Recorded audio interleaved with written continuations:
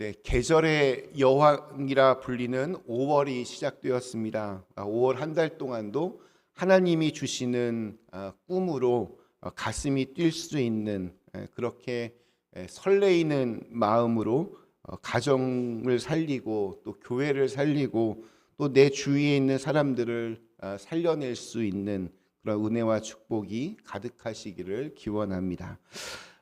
미국에 와서 공부할 때 한국과 가장 다른 것 중에 하나는 이렇게 수업 분위기가 참 많이 달랐던 것 같습니다. 우리 한국에서는 이렇게 선생님은 말씀하시고 학생들은 잘 이렇게 듣습니다. 그런데 미국에서는 보면 학생들이 쉬지 않고 계속해서 질문을 합니다. 또 선생님들도 계속해서 어떤 질문할 거리를 학생들에게 던져줍니다. 한국의 어떤 그 주입식 교육에 익숙한 저는 처음에 이런 분위기에 잘 적응하지 못했습니다. 누구에게 질문을 할까 이런 눈빛으로 교수님이 학생들을 이렇게 둘러보면 고개를 푹 숙이고 눈을 마주치지 않으려고 여기저기 이렇게 피했던 그런 기억이 납니다. 그래서인지 우리 한국의 주입식 교육은 처음에는 이렇게 빛을 발합니다. 고등학교 때까지는 선생님이 가르쳐 주시는 정답을 아주 열심히 외워서 좋은 성적을 냅니다. 그러나 이제 대학원 또 박사 과정으로 이렇게 올라갈수록 선생님이 이렇게 떠다 먹여준 정답에 익숙했던 학생들은 뭐를 공부해야 될지 이렇게 갈피를 잘 잡지 못합니다. 그러니까 한계가 분명해집니다. 반대로 처음에는 이렇게 쓸데없어 보이는 질문들을 많이 하는 그러한 미국 학생들은 이게 시간이 지나면 지날수록 이렇게 위력을 발휘합니다. 그러니까 다른 사람의 정답이 아닌 자기가 고민하고 자기가 열심히 씨름했던 문제들이 고스란히 다 자기의 것으로 이렇게 남기 때문입니다. 저는 하나님이 우리 인간을 어떤 로봇이나 기계로 창조하지 않으시고 자유의지를 가진 존재로 창조하신 것이 너무나 고맙습니다. 그것 때문에 하나님이 골치 아프실 때도 많이 있겠지만 그만큼 우리를 믿고 사랑하시기 때문에 자유의지를 주셨다라고 생각합니다. 그런데 하나님은 우리에게 이렇게 무한정의 자유를 주시지 않았습니다. 처음 에덴 동산에서도 아담과 이브에게 무엇이든 하고 싶은 대로 다 할 수 있도록 허락하셨지만 단 한 가지 선악을 알게 하는 나무의 열매만큼은 먹지 말라 분명히 어떤 그 선을 제시하셨습니다. 즉 신앙에는 자유가 있는데 그 자유는 내가 하고 싶은 대로 무한정으로 하는 것이 아니라 하나님께서 정해놓으신 틀 안에서의 자유입니다.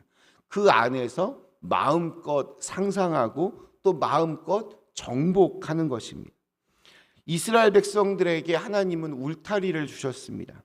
가나안이라고 하는 그 약속의 땅이라고 하는 울타리였습니다. 이 안에서 이 모든 땅은 내가 너희에게 주었노니 마음껏 정복하고 또한 차지하라. 하나님은 그 안에서 자유를 허락하셨습니다. 가나안 땅에서 벌어졌던 전쟁에서 이스라엘은 거의 다 이겼습니다. 7년 동안 여호수아를 중심으로 이 정복 전쟁이 시작되었는데 가나안 땅의 그런 주력군들은 대부분 섬멸되었습니다. 이제 가나안 지역 곳곳으로 각각의 이제 그 지파들이 12지파들이 이제 그 안에서 살면 됩니다. 그런데 몇몇 지파들은 그렇게 해서 이미 그 땅을 차지했지만 어찌된 일인지 7지파는 민기적거리고 있었습니다.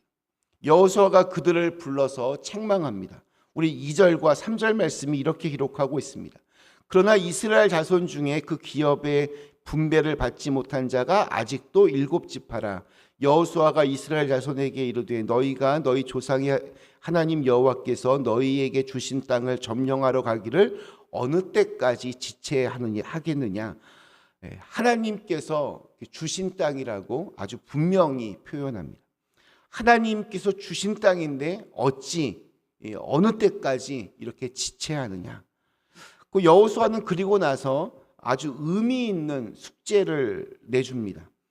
각 지파에서 3사람씩을 선출하라고 합니다. 그리고 그들을 그 땅으로 보냅니다. 그들이 가서 그 땅을 두루 살핀 뒤에 자기 지파가 유산으로 받을 땅의 모양을 그려서 내게로 가져오면 그것을 하나님 앞에서 제비를 뽑아서 나누어 주겠다. 이렇게 말을 합니다.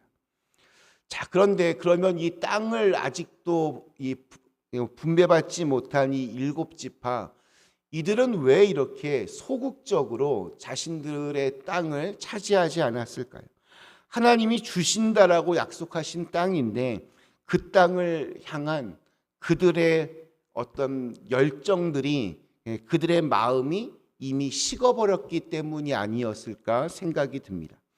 여호수아가 각 지파에서 3명씩을 뽑아 그 땅을 좀 이렇게 상세하게, 정확하게, 세밀하게 그려오라는 것은 그 땅의 그 지도를 그리면서 자신들이 정말로 원하는 그림이 무엇인지를 깨닫기를 원했던 것 같습니다. 이스라엘 땅은 이 요단강을 중심으로 해서 동편과 서편으로 나눌 수 있습니다. 요단강 동편은 이미 르우벤, 갓, 또 므낫세 지파에게 땅이 분배되었습니다. 요단강 서쪽 땅은 유다 지파와 에브라임 지파 두 지파만이 이미 땅을 분배받았습니다. 나머지 7지파는 아직 땅을 얻지 못했습니다. 정확히 말하면 그들은 땅을 정복하지 않은 채 그냥 가만히 있었습니다. 자, 그런데 이미 땅을 차지했던 이 요단 서쪽에 유다 지파와 에브라임 지파의 공통점이 있습니다. 그것이 무엇인가 하면 바로 비전이 전승되는 그러한 지파였습니다. 그러니까 비전의 DNA가 흐르고 있었습니다. 유다 지파에는 갈렙이 있었고 에브라임 지파에는 여호수아가 있었습니다. 여호수아와 갈렙이 그 지파의 가장 리더였습니다. 여호수아와 갈렙, 이 두 사람은 모세의 곁에서 모세를 도우며 이스라엘 백성들을 인도했던 그런 믿음의 지도자들이었습니다. 우리 가데스 바네아를 우리가 잊을 수 없습니다. 이스라엘 12지파에서 한 사람씩 12명의 정탐꾼들이 선발되었습니다. 이들 12명은 이스라엘 땅을 40일 동안 정탐한 후에 돌아와서 백성들에게 이 가나안에서의 상황을 보고합니다. 이때 10명은 부정적으로 보고합니다. 거기는 우리가 들어가서는 안 될 땅입니다. 거기에는 거인들이 살고 있어서 우리는 상대도 되지 않습니다. 우리는 그들에 비하면 메뚜기에 불과합니다 하면서 그냥 그 사람들 앞에서 무섭다고 엉엉 울었습니다. 그런데 나머지 두 사람 여호수아와 갈렙만은 믿음의 보고를 합니다. 10명의 이 정탐꾼들의 말이 사실입니다. 거기에는 거인들이 살고 있습니다. 그러나 하나님께서 우리에게 주신 땅이니 우리가 들어가면 정복할 수 있습니다. 믿음으로 가야 합니다. 여호수아 갈렙은 이런 사실을 정확하게 직시하되 그 너머에 있는 하나님의 약속을 보았습니다. 하나님의 이 약속의 말씀에 대한 분명한 비전이 있었습니다. 하나님께서 주신다고 하셨으니 주실 것이라고 믿고 그 땅을 믿음으로 바라봤던 것입니다. 그래서 약속의 사람은 비전의 사람입니다. 현실적인 장벽 때문에 뒤로 물러서지 않습니다. 어떤 난관 앞에서도 하나님이 주신 그 비전을 따라, 그 꿈을 따라, 그 약속을 따라갑니다. 여호수아의 이 명령에 따라서 이제 그림을, 지도를 그리러 가는 7지파의 사람들의 마음, 그들의 마음은 이제야 미래를 바라볼 수 있는 눈이 열릴 수 있었습니다. 지금은 비록 이렇게 아직 전쟁하기 전이고 지도를 그냥 그릴 뿐이지만 그들의 마음만은 그 땅을 실제로 정복하여 얻게 될 미래에 가 있었습니다. 비전은 이렇게 시작됩니다. 먼저 마음 위에 어떤 그림이 그려지는 겁니다. 그러니까 이미 얻은 것 때문에 교만하지 않고 아직 얻지 못한 것 때문에 좌절하지 않고 마음의 그 화폭에 하나님께서 주신 말씀을 붙들고 미래의 지도를 그려가는 태도. 바로 이것이 오늘 우리가 가져야 할 모습인 것 같습니다. 하나님께서 주실 가나안 약속의 땅을 기대하며 설레이는 마음으로 지도를 이렇게 그리며 살았으면 좋겠습니다. 과거로 이렇게 과거를 향한 문은 닫고 미래를 향해 문을 활짝 열어야 합니다.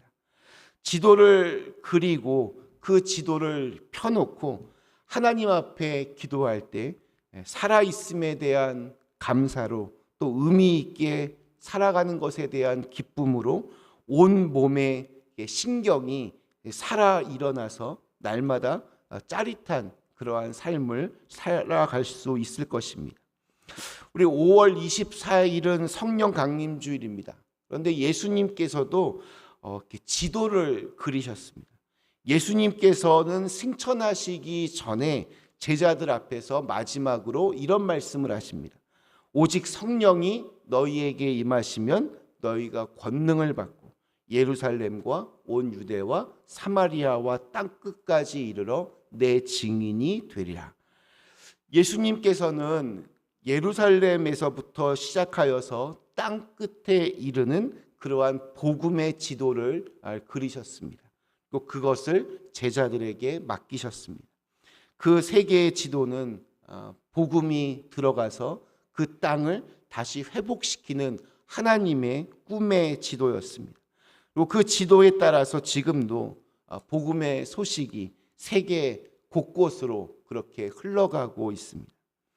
사랑하는 그린빌 가족 여러분, 하나님께서 우리를 부르신 세계에는 끝이 없습니다. 그런데도 우리는 그냥 그 자리에 주저앉아서 그냥 그 자리에서만 맴돌고 있고 제자리 걸음할 때가 참 많이 있습니다. 예수님을 믿을 때와 또 믿지 않을 때가 별반 다를 바가 없습니다. 하나님께서 주시는 꿈으로 우리의 가슴이 뛰어야 합니다. 우리 5월 가정의 달을 맞아서 우리는 지금 우리 가정을 위한 믿음의 지도를 그리고 있습니다. 미국에서 이렇게 믿음으로 가정을 세워가는 일은 쉽지 않습니다. 언어도 다르고 문화도 다르고 또 자녀들은 빠르게 이 땅의 방식으로 자라가고 또 부모 세대와의 거리는 계속해서 벌어집니다. 그 안에서 우리는 어느 순간 일곱 지파처럼 그냥 멈추어 서 있을 때가 있습니다. 우리 가정이 어떤 방향으로 가야 하는지, 어떻게 믿음으로 이렇게 키워야 하는지, 또 우리 교회 공동체가 어디를 향해 가야 하는지 그 그림이 흐릿해질 때가 있습니다.